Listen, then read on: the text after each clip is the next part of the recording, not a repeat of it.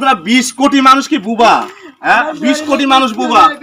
ইনাদের ঠিকানা দিয়ে দিচ্ছি, বলে দিচ্ছি, তারপরে এই 20 কোটি মানুষ কি ইনার ছেলের সন্ধান কি দিবেন না? সৌদি আরবে সে বেঁচে আছে না চলে গেছে, না জেলে আছে, কোথায় আছে, না পুলিশের আন্ডারে আছে, কোথায় আছে, আপনারা কেউ খোঁজ দিবেন না, কেউ দিবেন না।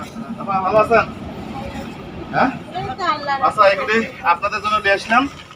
আর আমি একটা কথা বলি, সে হচ্ছে এইগুলো কেন নিয়ে আসলাম। এই যে আপু আমাকে বলেছিল যে আমাদের অবস্থা, আমার স্বামীটা 2.5 বছর আগে সৌদি আরবে যায় মানে আপনার না ফেরার দেশে চলে গেছে, যার কারণে আজকে তার বাবার এই অবস্থায়। এর আগে ভিডিওটা দেখছিলেন, যখন আমি তাকে খেতে দেওয়ার কথা বলছি, তাকে মানে তার সামনে যে খাবারটা দেওয়া হয়েছে আমার খারাপ লাগলো। তো আপুকে আমি বললাম, আপু বললো যে আমি কিভাবে দেবো, আমার শ্বশুর শাশুড়িকে কিভাবে দেবো, যে রোজগার করে প্রবাসে, যে গিয়ে যে রোজগার করে মা বাবাকে ভালো রাখবে, সেই যদি চলে যায় আমাদেরকে ছেড়ে, সেই খোঁজটাই এখন দালালরা দিল না। আচ্ছা, এই বিচার আমাদের 20 কোটি মানুষের উপর আমি দিয়ে দিলাম। বিভিন্ন মানুষ আসছে যাচ্ছে, অনেক নেতা কর্মীরা আসছে, অনেক পুলিশ প্রশাসন আসছে।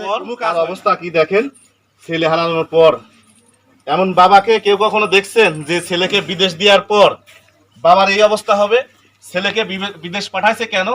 এই বাবা এবং মা একটু ভালো থাকবে, অথচ এই দালালরা আমাদের দেশের মধ্যবিত্ত থেকে শুরু করে নিম্ন মধ্যবিত্ত পরিবারকে এমন ভাবে ধ্বংস করে। আজ তাদের দেখেন, সে কিন্তু কিচ্ছু ভারসাম্যহীন, তার কোনো নাই। এটা ছেড়ে দিলেই কিন্তু সে কোথায় চলে যাবে তুমি খোঁজ খবর পাবে না। যার কারণে কিন্তু এটা আমার সবসময় আমার প্রবাসী ভাইদের উপরে আলাদা একটা ভালোবাসা, সেই তরফ থেকে আমি নিয়ে আসছি সামান্য কিছু। বলেছিলাম যে একটা ইলিশ মাছ হয়তো এক বেলায় শেষ হয়ে যাবে, যার কারণে আমি আমার সাইফুল ভাইয়ের পরিবারের জন্য এই জিনিসগুলো নিয়ে আসছি। আর এখানে গোশত আছে, 2 কেজি গোশত আছে, আর হচ্ছে আপনার এই যে কাঁচা বাজার আরো আছে, এইগুলো নিয়ে আসছি। আপনি কান্নাকাটি করেন না, আমরা আছি।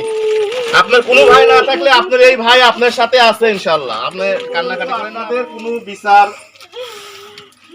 আপনাদের ছেলের খোঁজ যতক্ষণ পর্যন্ত কেউ না করে দিতে পারে ততক্ষণ পর্যন্ত আপনাদের পাশে আছি। আমি হারায় যাই নাই, এটা আপনারা ইনশাআল্লাহ। আপু এটা রাখুন, কাঁদেন না, আল্লাহ বিচার করবে, কাঁদেন না, সমস্যা নেই, কাঁদেন না। আপু আপনি কান্নাকাটি করবেন না। আজকে 2.5 বছর হয়ে গেছে, এই পরিবারের মাঝে বিভিন্ন রকম মানুষ আসছে গেছে। এই মানুষটা মানুষের কাছ থেকে টাকা ধার করে, মানুষের বাড়ি কাজ করে, এই টাকা দিয়ে গাড়ি ভাড়া দিয়ে ঢাকা শহরে গেছে। তারপরেও আজ পর্যন্ত কেউ তার স্বামীর খোঁজটা দিতে পারে নাই। এখন বলি, দাম্মামে যে এই সাইফুল ভাই, মৃত সাইফুল ভাই দাম্মামে থাকতো, আর যে নিয়ে গেছে তার ছবিটা আমি স্ক্রিনে দিয়ে দিচ্ছি। দাম্মামের যে কোনায় থাকুক তাকে বের করে সাইফুল ভাইয়ের খোঁজ দিয়ে এই বাড়ির লোকের সঙ্গে যোগাযোগ করবেন বা আমার ইনবক্সে মেসেজ দিবেন।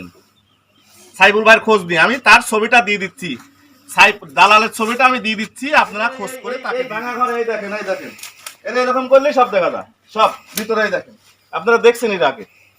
এই মানুষটার সঙ্গে, এই পরিবারের সঙ্গে আপনারা যদি এইরকম করেন, তাহলে আর কত যে জিনিসগুলো লাগে আপাতত আমার জায়গা থেকে দিয়ে গেলাম। এখানে আমরা কেউ পারবো না আপনার বেটাকে এনে দিতে। আপনার বেটাকে অন্তত এনে না দিতে পারলেও তার খোঁজটা দিতে পারবে আমার প্রবাসী ভাইরা, যারা আমার ভিডিওগুলো দেখতেছে, তারাই আপনার খোঁজটা দিতে পারবে। আমি আবারও বলি যে ওই দালালের নামটা কি ছিল?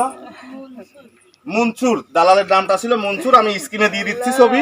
আপনারা দাম্মামের যে কোনায় পালায় থাকুক, ওর কাছ থেকে খালি একটা কথাই বলবেন, এই পরিবারের এই সাইফুল ভাই, মৃত সাইফুল ভাই, উনি বেঁচে আছে না জেলে আছে, শুধু এই খোঁজটুকু দিবেন। আপনাদেরকে শুধু এইটুকুই অনুরোধ, যারাই সাইফুল ভাইকে নিয়ে গেছেন, ও বেঁচে আছে না ও জেলে আছে, এই খোঁজটুকু দিবেন। এখন পর্যন্ত কেউ ছবিটাও দেখায় নাই ক্লিয়ার করি।